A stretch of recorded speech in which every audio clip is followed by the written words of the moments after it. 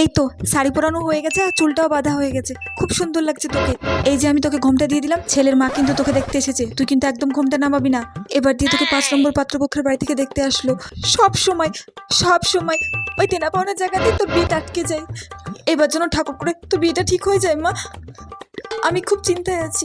আর শোন, তুই কিন্তু একদম ভয় পাবি না, একদম ঘাবড়াবি না, ঠিক আছে? তোকে যা যা জিজ্ঞাসা করবে সব ঠিকঠাক উত্তর দিবি, ঠিক আছে? আর হ্যাঁ, ঘোমটা কিন্তু তুলবি না, ঘোমটা দিয়ে থাকবি, ঠিক আছে? শোনা, দিদির সঙ্গে এসো, ঠিক আছে মা? ঠিক আছে মা, আমি দিদিকে নিয়ে আমি আসছি, যাই ওদিক থেকে দেখি, কেমন? ডাকলে চলে আসবি তোরা। দিদি দিদি, আপনাদের বাড়িতে তো খুব গরম দেখছি। দিদি, বুঝতেই পারছেন আমাদের গরিবের সংসার তো, তাই মাথার উপর ছাদটাও করতে পারিনি, উপরে টিনের ছাদ তো, সেই জন্য আমাদের ঘরে একটু গরম বেশি। কি করব বলুন? আমি তো খেয়ালই করিনি যে আপনাদের মাথার উপরে পাকা ছাদও নেই।